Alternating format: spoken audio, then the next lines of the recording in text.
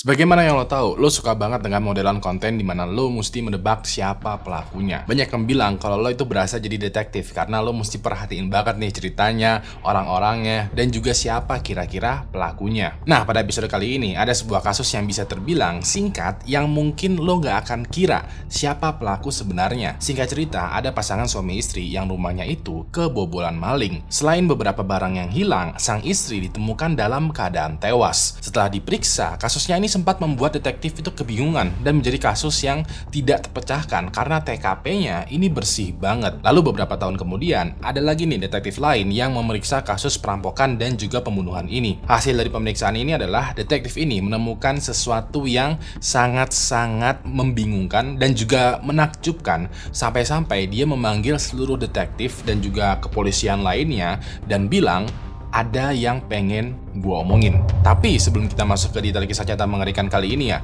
hai semua, nama gue Ewing dan jangan lupa untuk subscribe terus juga nyalain nih notifikasinya. Lalu sebarkan video ini ke semua teman-teman lo yang sekiranya suka cerita-cerita mengerikan berdasarkan kisah nyata. Kalau udah siap, langsung aja kita mulai kisah nyata mengerikan untuk episode kali ini.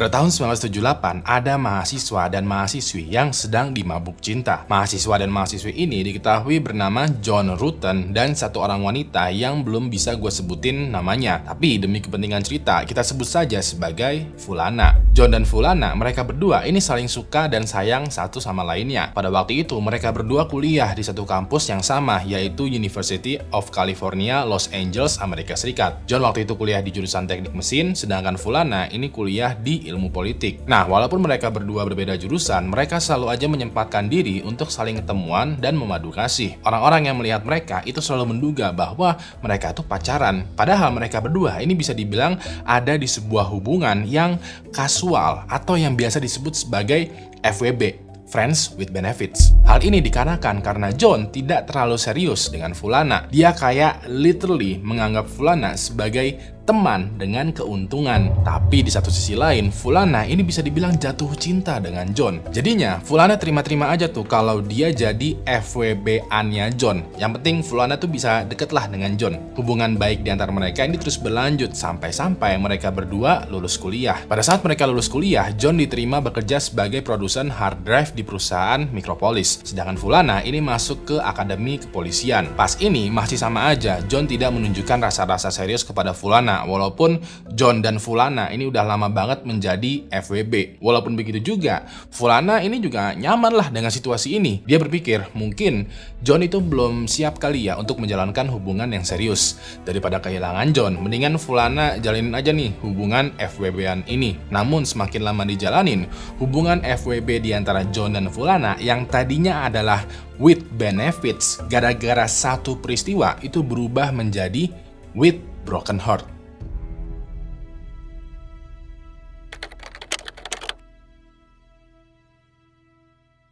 Pada tahun 1984, terjadi sebuah peristiwa yang ngebuat Fulana ini sakit hati. Pada tahun tersebut ya, John dan Fulana ini sama-sama udah lulus tuh, udah punya kesibukan masing-masing. Hal ini menyebabkan John dan Fulana ini jadi jarang kontak-kontakan. Nah, pas Fulana berusaha kontakan, John bercerita ke Fulana bahwa ternyata John itu juga dekat dengan wanita lain. Pada tahun tersebut ya, John diketahui dekat dengan seorang wanita yang bernama Sherry Rasmussen. Sherry diketahui adalah seorang perawat cantik, berpikiran luas, berprestasi, dan usianya lebih tua 2 tahun dari John. Sherry diketahui juga adalah seorang mahasiswi yang cerdas karena dia baru umur 20 tahun aja itu udah lulus kuliah keperawatan. Lalu pada umur 27 tahun, setelah beberapa tahun memanjat karir, dia menjadi kepala departemen termuda di sebuah rumah sakit yang bernama Glendale Adventist Medical Center. John yang baru kenalan dengan Sherry ini terkesima banget dengan perawakan, kecerdasan, dan juga prestasinya Sherry. Saking terkesimanya, John pun jatuh hati dan setelah beberapa bulan PDKT ya, John itu langsung menghadap ke keluarganya Sherry. Waktu itu, John dengan niatan serius bilang ke orang tuanya Sherry kalau dia tuh ingin menikahi Sherry. Awalnya, bapaknya Sherry ini kayak nggak setuju dengan lamaran ini. Bapaknya Sherry ini bilang kalau John itu masih terlalu muda, masih labil, masih ambisius, dan juga masih pelin-pelan. Namun dikarenakan Sherry udah jatuh cinta dengan John, ya udah deh bapaknya Sherry ya menerimalah lamarannya John. Setelah lamarannya diterima, John pun ngobrol lagi tuh dengan Fulana. Pas itu, John bilang kalau kita berdua ya mesti mengakhiri nih hubungan FBB-an kita. Hal ini John lakukan karena ya pertama, dari awal John tidak ada hati tuh dengan Fulana. Dan yang kedua, hubungan mereka pada dasarnya kan hanya sekedar berteman. Dan yang ketiga,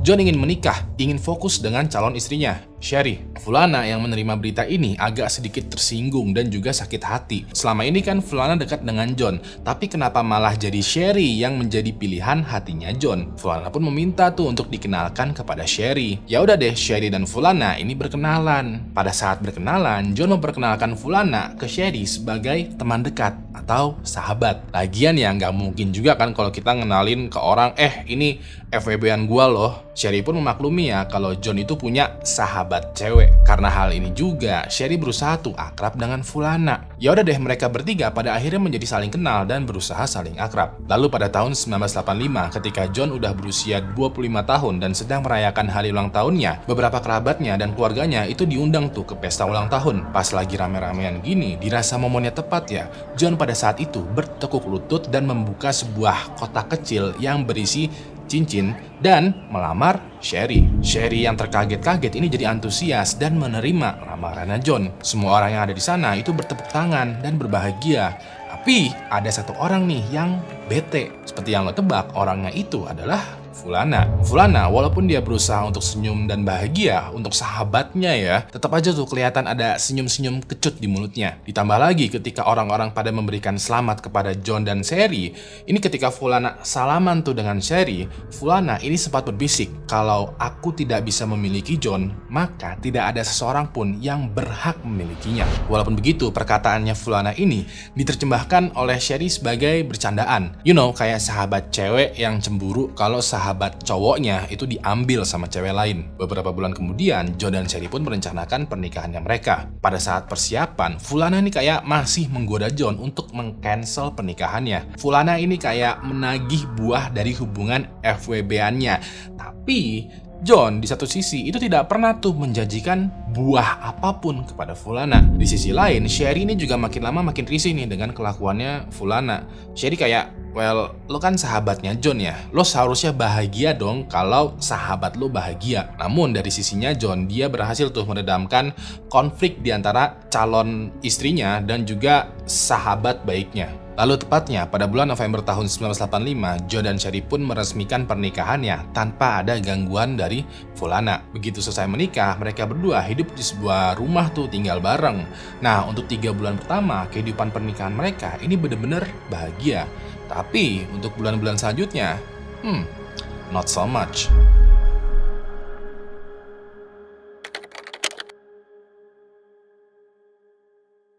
Pada tanggal 24 Februari tahun 1986, Sherry diketahui sedang PMS. Seperti yang lo cowok-cowok mungkin tidak tahu ya, PMS itu rasanya nggak enak banget. Sebadan badan tuh bener-bener sakit. Dikarenakan Sherry ini sakit, dia ngambil cuti dulu tuh. John sebagai suami ya berusaha pengertian lah. Dia berusaha tuh ngebuat Sherry nyaman di rumah dan dimanja-manja lah Sherry. Sekiranya Sherry udah bisa ditinggal, John seperti biasa berangkat kerja. Pada saat istirahat siang, John kepikiran nih buat menelepon Sherry. Dia kepikiran karena ya dia pengen tahu apakah kondisinya Sherry itu udah mendingan atau belum. Anehnya adalah telepon dari John ini nggak ada yang angkat. Pas itu John berpikiran, oh mungkin Sherry udah mendingan kali ya, lalu dia berangkat kerja. Makanya telepon di rumahnya ini nggak diangkat secara nggak ada orang di rumah. John pun memutuskan untuk pergi ke rumah sakit tempat Sherry bekerja. Pas sampai di sana, John tanya tuh ke rekan kerjanya Sherry. Nah, rekan kerjanya Sherry bilang bahwa, well, Sherry ini nggak masuk kerja hari ini. John di sini mulai aneh karena ya kalau Sherry nggak masuk kerja, berarti dia masih di rumah dong. Dan kalau ada di rumah, kenapa teleponnya nggak diangkat ya? Ini sebenarnya agak aneh, cuman John berpikiran positif. Mungkin Sherry masih sakit, ketiduran, dan teleponnya nggak diangkat. Ya udah deh, John balik lagi ke kantornya, melanjutkan pekerjaannya seperti hari-hari biasa. Begitu pekerjaannya John udah selesai, dia pulang untuk rumahnya. Pas sampai di depan rumah, dia notice bahwa ada beberapa kaca dari jendela rumahnya ini pecah. Terus pintu rumahnya ini kayak kebuka sedikit, dan mobilnya Sherry ini tidak kelihatan tuh di carport. John di sini mulai berperasaan makin gak enak nih. Dia masuk tuh ke rumahnya, dan dari teras dia coba panggil istrinya, "Sherry, Sherry, Sherry." Gak ada jawaban tuh. John masuk lagi ke ruang TV dan dia ketemu tuh dengan Sherry. Cuman kondisinya sudah meninggal dunia. John pun langsung buru-buru menelpon polisi karena jelas banget Sherry ini meninggal karena dibunuh oleh seseorang. Beberapa menit kemudian polisi pun datang dan langsung mengolah TKP. Waktu itu yang ditugaskan untuk memimpin kasus ini adalah seorang detektif yang bernama Stephanie Lazarus. Dari hasil olah TKP, Stephanie menemukan bahwa banyak banget barang-barang di ruang TV rumahnya John ini hancur. Terlihat juga banyak sekali noda darah di seluruh sudut ruangan TV. Dan selain itu juga terlihat jelas jenazahnya Sherry ini sedang terkapar. Ketika Stephanie memeriksa jenazahnya Sherry, di dadanya terdapat 3 luka tembakan yang dilakukan dari jarak dekat. Selain itu juga ditemukan bekas gigitan di lengannya Sherry. Stephanie ini langsung mengambil sampel tuh bekas gigitannya Sherry. Cuman bekas gigitannya ini pada tahun 1980-an itu bisa dibilang tidak banyak data yang bisa diambil karena teknologi forensik pada tahun tersebut itu belum begitu memadai. Kalau sekarang mungkinlah bisa bekas gigitan itu diteliti dan diambil banyak datanya. Tapi kalau tahun 1980-an, jangan banyak berharap lah. Selain itu juga, Stephanie menemukan bahwa barang yang hilang dari rumahnya John ini adalah mobilnya Sherry dan juga surat nikah Sherry dan John. Menurut kepolisian, ini agak aneh nih karena kok tumben ada orang yang pengen ngambil surat nikah. Kalau ada orang yang ingin mengambil mobil, ya bisa dipahami lah, soalnya mobil kan salah satu barang yang berharga ya. Tapi kalau surat nikah, kayak ini agak sedikit aneh nih, karena ya surat nikah pada dasarnya tidak memiliki nilai yang tinggi, tapi kok menghilang. Lalu dari keterangan beberapa tetangga yang para ibu-ibu dan wanita ini, mereka sempat mendengar tuh ada suara teriakan dan juga perkelahian pada pagi hari atau menjelang siang hari. Cuman tetangganya ini pada cuek aja karena teriakan dan perkelahian itu sudah menjadi hal yang biasa di lingkungan mereka. Dikabarkan ya, rumahnya John dan Sherry itu terletak di daerah yang tingkat kekerasan akibat anggota geng kriminal itu tinggi banget. Selain itu juga tingkat peredaran narkoboy itu juga lagi naik-naiknya. Alhasil karena lingkungannya ini emang lingkungan yang kurang baik, para tetangga itu udah biasalah mendengar cekcok di dalam rumah seseorang. Mereka berpikiran, oh mungkin di dalam rumah ini ada transaksi narkoboy kali ya. Jadi ya banyak tetangga yang gak mau ikut campur karena takut terlibat. Berdasarkan saksi lain juga, John tidak dicurigai sebagai pelaku karena alibinya ini cukup solid. Menurut keterangan rekan kerja, John pada hari itu datang ke kantor sesuai waktu, bekerja seperti biasanya. Lalu pada saat dia pergi ke rumah sakit, rekan kerjanya Sherry juga bersaksi atas kehadirannya John. Dan ketika John balik lagi ke kantor untuk melanjutkan pekerjaannya, banyak rekan kerja John yang memvalidasi alibinya John. Bisa dibilang, gak mungkin John yang melakukan aksi pembunuhan karena John dikonfirmasi pada hari itu, ya seharian tidak ada di rumah. Lalu setelah investigasi lebih lanjut, Stephanie dan juga kepolisian LAPD itu memutuskan bahwa Sherry merupakan korban perampokan. Besar kemungkinan adalah ada nih 1 atau 2 orang yang ingin merampok rumahnya John dan Sherry. Pas lagi merampok, Sherry memergoki orang ini. Nah, terjadilah perkelahian tuh di antara Sherry dan perampok. Cuman karena perampoknya memiliki pistol, dia langsung menembakkan 3 tembakan ke Sherry. Sherry pun terjatuh dan pada akhirnya meninggal dunia. Kasusnya Sherry pun akhirnya disimpulkan sebagai kasus perampokan yang berubah menjadi kasus pembunuhan. Besar kemungkinan pelakunya adalah seorang anggota geng kriminal. Walaupun begitu, keluarganya Sherry ini tidak terima kalau kasusnya disimpulkan begitu aja. Alasannya mereka adalah kasusnya ini sebenarnya adalah kasus pembunuhan yang dibuat seakan-akan seperti kasus perampokan. Mereka curiga ya karena mereka mendapati informasi kalau TKP-nya ini tuh terlalu bersih dan barang berharga yang diambil itu cuman mobil doang. Kenapa emas, harta benda, dan surat penting lainnya itu nggak diambil? Kenapa malah surat nikah yang nilainya nggak seberapa itu malah yang diambil? Stephanie selaku detektif yang memimpin kasus ini bilang bahwa ya Begitulah yang terjadi. Polisi emang masih memburu pelaku dari pembunuhannya Sherry. Cuman kalau bukti-buktinya mengarah ke kasus perampokan / pembunuhan atau istilahnya adalah robbery gone wrong, ya iris wariris. Mau nggak mau ya keluarganya Sherry itu menerima keputusan Stephanie dan juga kepolisian. Walaupun mereka masih menuntut keadilan, gak banyak hal yang mereka bisa lakukan. Berbulan-bulan bahkan bertahun-tahun berlalu, pembunuh dari kasus Sherry itu masih belum juga terungkap. Hal ini menyebabkan kasus Sherry berubah menjadi kasus yang belum terpecahkan.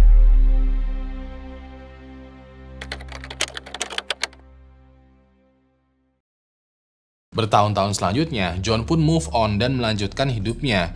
Dia kemudian menikah lagi dengan wanita lain. Sementara itu, detektif yang menangani kasusnya Sherry yang bernama Stephanie ini menghentikan investigasinya, memasukkan kasusnya Sherry sebagai cold case dan ya udah move on aja. Dia diketahui hidup dengan damai, normal dan memanjat karirnya sebagai detektif di kepolisian LAPD. Karena dia sangat ahli dan profesional sebagai detektif ya, dia juga membuka kantor investigasi pribadi. Nah, saking banyaknya kasus yang dia pecahkan, dia sempat mendapatkan penghargaan sebagai detektif yang terbaik. Lalu pada tahun 2004, sekitaran 18 tahun setelah Sherry ditemukan meninggal, teknologi forensik dan DNA ini udah lebih canggih nih. Nah, keluarganya Sherry memanfaatkan momen ini nih. Mereka meminta Stephanie ya LAPD untuk memeriksa kembali temuan-temuannya yang ada di kasusnya Sherry. Temuan yang sekiranya patut diperiksa kembali adalah temuan bekas gigitan yang ada di tubuhnya Sherry. Pas itu Stephanie karena dia udah tidak menghandle kasusnya Sherry lagi ya, dia mengoper kasusnya ini ke seorang detektif yang bernama Jennifer Francis. Ketika Jennifer ingin memeriksa sampel bekas gigitan, Jennifer ini bingung. Kok sampelnya kebanyakan hilang ya? Keluarga Sherry juga ikutan bingung karena kok bisa polisi kehilangan bukti penting. Ini satu-satunya bukti yang bisa digunakan loh untuk menangkap pelaku. Kok bisa hilang? Walaupun begitu, Jennifer tidak menyerah ya. Dia berusaha tuh untuk mendapatkan data sebisa mungkin dari sisa-sisa sampel yang tersedia. Dari sini Jennifer menduga besar bahwa orang yang menggigit Sherry adalah seorang wanita. Menurut Jennifer, ketika orang lagi berantem ya, yang paling sering untuk menggigit lawannya adalah wanita. Dan dari hasil uji lab juga memverifikasi bahwa memang benar air liur yang ada di bekas gigitan ini adalah air liur dari seorang wanita. Cuman karena sampelnya kurang, Jennifer tidak bisa tuh melakukan pemeriksaan DNA dengan valid. Jadi walaupun sudah ada titik terang mengenai pelaku dari kasus pembunuhannya Sherry, titik terangnya ini tidak cukup terang untuk mengungkapkan siapa pelakunya. Kasusnya Sherry pun lagi-lagi menjadi kasus yang belum terpecahkan. Lalu pada tahun 2009, sekitaran 23 tahun semenjak Sherry ditemukan meninggal dunia akibat dibunuh, ada 2 orang detektif yang baru aja hadir di LAPD. 2 orang detektif ini bernama Jim Nuttall dan juga Pete Barba. Pas itu mereka berdua ditugaskan untuk memecahkan kasus-kasus cold case,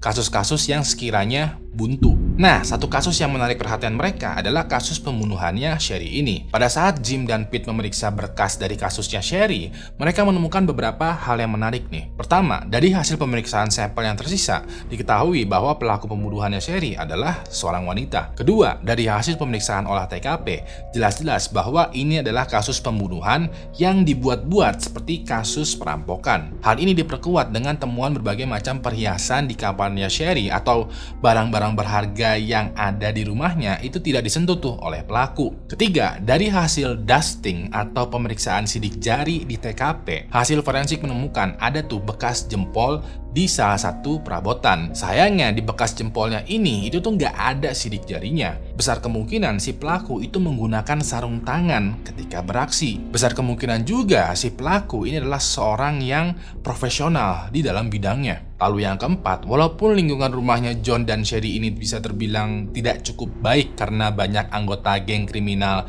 dan peredaran narkoboy, rumahnya itu ternyata berada di sebuah komplek yang tertutup. Kalaupun ada maling yang masuk ke rumahnya John dan Sherry, security di komplek pasti tahu dan curiga lah, kok ada orang asing nih masuk ke komplek. Alarm di rumahnya John dan Sherry itu juga tidak berbunyi dan tidak ada bekas kalau pintunya itu dibuka paksa. Dari sini besar kemungkinan kalau pembunuhnya Sherry adalah orang yang Sherry kenal. Dari 4 petunjuk penting ini dan juga temuan-temuan kecil lainnya, Jim dan Pete itu menemukan ada 5 orang wanita yang diduga sebagai pelaku. Singkat cerita, Jim dan Pete terus-terusan brainstorming dan memeriksa kembali bukti dan temuan dari kasusnya Sherry. Hasil dari seluruh bukti dan temuan ini ternyata mengarah ke satu nama. Pada saat itu, Jim dan Pete ini saling melihat dan bertukar pandangan tuh. Mereka kayak, lo yakin nih kalau dia pelakunya? Mungkin aja sih, tapi masa iya? Kayak, gak mungkin deh. Tapi ini bukti dan temuannya tuh mengarah ke dia loh. Bisa dibilang Jim dan Pete ini merasa ragu juga dengan temuan mereka. Setelah Jim dan Pete menguatkan teorinya, mereka pun mengumpulkan beberapa detektif dan juga polisi di LAPD. Pas itu, Jim dan Pete bilang, ada yang ingin kita omongin kepada lo semua. Setelah beberapa detektif dan polisi ini ngumpul, Jim dan Pete lanjut lagi, bilang bahwa pelaku dari kasus pembunuhannya Sherry adalah...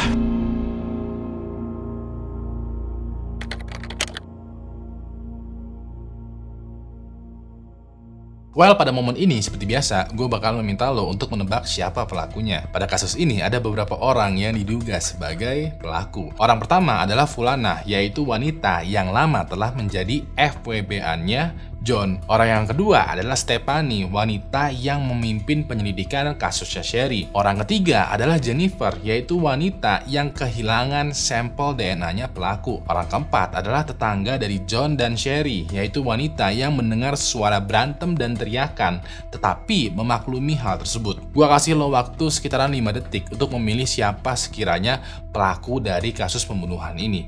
5 detik dari sekarang, mulai.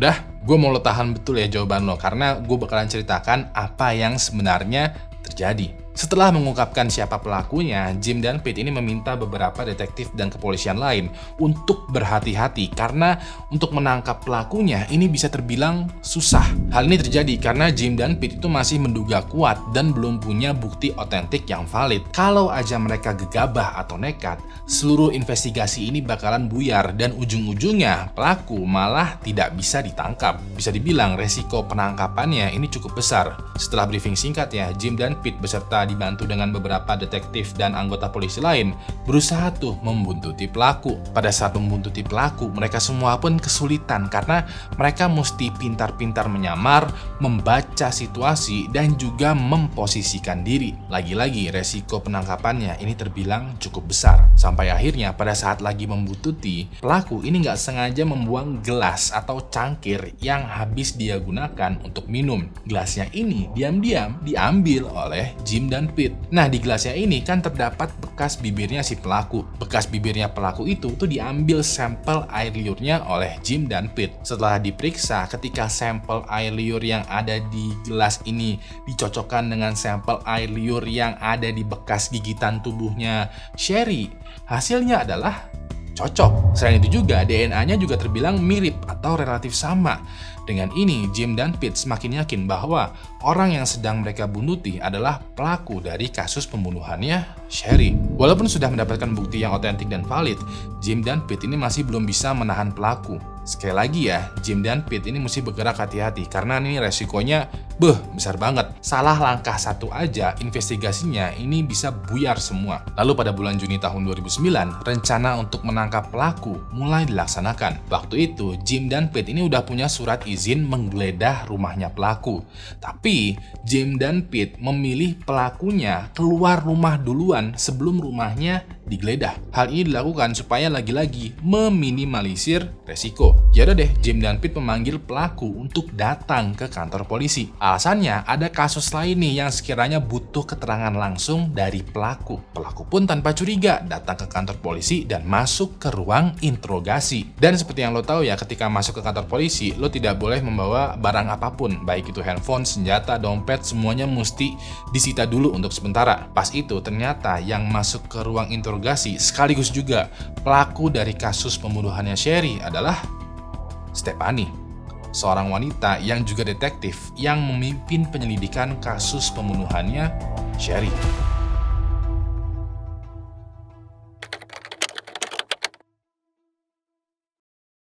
Pada saat masuk ke ruang interogasi, Stephanie ini awalnya bingung, kayak kenapa kita semua ngumpul di ruang interogasi? Pas itu, James dan Pete lagi-lagi mesti berbicara dan bergerak hati-hati, karena kalau mereka salah ngomong aja, Stephanie itu bakalan menggunakan haknya untuk diam dan bakalan memanggil pengacara. Kalau proses interogasinya udah melibatkan pengacara, bakalan makin ribet lagi nih. Alasan kenapa James dan Pete juga berhati-hati selama proses investigasi dan juga membuntuti kemarin adalah mereka tahu kalau mereka tuh sedang menginvestigasi seorang anggota polisi.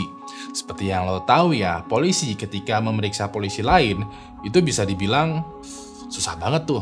Pengalaman nih ya, salah langkah dikit aja bisa jadi polisi yang diduga sebagai pelaku itu menggunakan koneksinya, uangnya, pengetahuannya, atau kuasa hukumnya untuk bebas, bahkan melindungi dirinya. Bisa dibilang ketika polisi menginvestigasi polisi lain, itu kayak main kartu, tapi semua kartunya itu kartu as. So ya, polisi versus polisi bisa dibilang ribet lah. Nah, video yang berisi proses interogasinya Stephanie ini bisa lo cari dan lo lihat sendiri di YouTube. Udah banyak beredar lah. Namun durasi videonya itu sekitaran 20 menit. Kalau gua tampilkan semua, bakalan panjang banget. Maka dari itu, gua padatin, gua ringkas ya supaya menjadi sebuah cerita yang gampang untuk dipahamin. Pada saat Stephanie ada di ruang interogasi, dia akan nanya tuh kayak, ada apa ini? Kok tiba-tiba gue dipanggil ke ruang interogasi? Pas itu, Jim dan Pete berdalih bahwa mereka ingin konsultasi mengenai kasus yang sedang dihandle oleh Stephanie. Secara, Stephanie ini adalah anggota polisi yang juga adalah seorang detektif. Setelah beberapa menit diskusi, Jim dan Pete ini mengalihkan topik pembicaraannya mereka ke kasusnya Sherry. Secara, yang dulu menghandle kasusnya Sherry adalah Stephanie. Stephanie sempat bilang bahwa ya kasusnya itu kan menjadi cold case dikarenakan buktinya sangat minim dan pelakunya masih belum terungkap. Di sini Jim dan Pete mulai masuk nih ya. Jim dan Pete bilang bahwa mereka menemukan petunjuk bukti dan data itu yang ada di kasusnya Sherry sepertinya sengaja dihilangkan. Dari pemeriksaan TKP juga, Jim dan Pete berkesimpulan bahwa pelaku pembunuhnya Sherry ini adalah orang yang tahu persis bagaimana olah TKP dilakukan. Sang pelaku sangat berhati-hati ketika melakukan pembunuhan, sampai-sampai dia rela menggunakan sarung tangan supaya tidak ada jejak yang tertinggal. Sang pelaku juga membuat TKP seolah-olah ini adalah perampokan yang berujung pembunuhan. Bisa dibilang, pelaku merupakan orang yang profesional, bukan sekedar perampok. Nah, satu-satunya orang yang mampu berbuat seperti itu adalah orang yang sekiranya udah familiar dengan kinerja detektif, ahli forensik, dan juga polisi. Dan satu-satunya orang yang bisa melakukan itu semua adalah Stephanie. Stephanie yang menerima tuduhan ini masih mengelak karena bisa jadi pembunuhnya adalah seorang pembunuh profesional. Pembunuh profesional kan juga tahu tuh cara menghilangkan jejaknya, cara membersihkan TKP, dan lain sebagainya. Bahkan anggota geng kriminal atau pengedar narkoboy juga familiar kok dengan kinerja detektif, ahli forensik, dan juga polisi. Secara hidupnya mereka, ia berkutat di sekitaran hal tersebut. Dari sini, Jim dan Pete masih punya amunisi untuk menekan Stephanie nih. Pas itu, Jim dan Pete bilang bahwa mereka tahu siapa sebenarnya Stephanie. Bisa dibilang ini adalah plot twist di dalam plot twist nih. Jim dan Pete bilang bahwa Stephanie sebenarnya adalah Fulana, orang yang udah lama kenal dengan John dan menjalin hubungan FWB. Dari pemeriksaan sejarah hidupnya Stephanie, Jim dan Pete menemukan bahwa Stephanie dan John, suaminya dari Sherry, itu udah kenal lama tuh ya, udah lama banget lah sejarahnya. Dan bener banget, Fulana yang gue ceritakan tadi di awal video, yang kuliah bareng, yang sahabatan dekat, yang menjalin hubungan FWB dengan John, itu semua adalah Stephanie. Bisa dibilang Fulana dan Stephanie ini adalah orang yang sama. Namun dikarenakan beberapa alasan ya,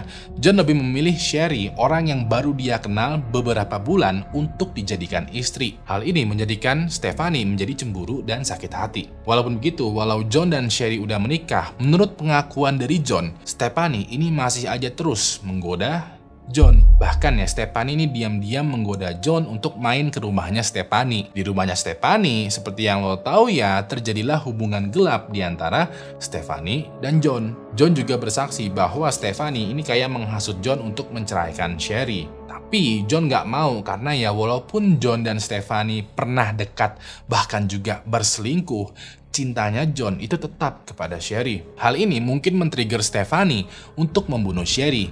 Bisa dibilang Stephanie alias Fulana itu mempunyai motif untuk membunuh Sherry. Stephanie merespon tuduhannya ini dengan mengakui bahwa ya emang benar kalau dia dan John itu pernah menjadi FWB-an dan punya sejarah banyak lah. Bahkan juga mengakui kalau mereka itu menjalani hubungan gelap. Tapi dia mengelak tuduhan pembunuhan terhadap Sherry. Stephanie bilang kalau dia nggak sampai hati lah membunuh Sherry. Mendengar respon ini, Jim dan Pete lalu mengeluarkan ulti mereka, mengeluarkan kartu as mereka. Pas itu mereka menyodorkan hasil pemeriksaan lab. Di dalam hasil pemeriksaan lab ini ditemukan bahwa air liur yang terdapat di bekas gigitan yang ada di tubuhnya Sherry cocok atau relatif sama dengan air liur yang terdapat di gelas yang Stephanie pernah gunakan. Dikarenakan ini adalah bukti yang otentik dan valid, Stephanie ini terdiam karena dia tidak bisa mengelak. Stephanie pun ditangkap dan ditahan atas dasar pelaku pembunuhan terhadap Sherry. Stephanie pun diadili dan hasilnya adalah dia mendapatkan hukuman penjara selama 27 tahun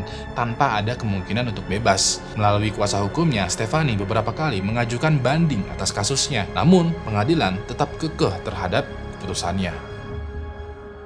So, itu adalah cerita tentang kasus mengerikan yang terjadi di sebuah kepolisian yang melibatkan juga hubungan friends with benefit. Gue mau berterima kasih banget buat lo semua yang udah nonton video ini dari awal sampai habis, dan terutama juga kepada member dari Anti Halu Halu Club.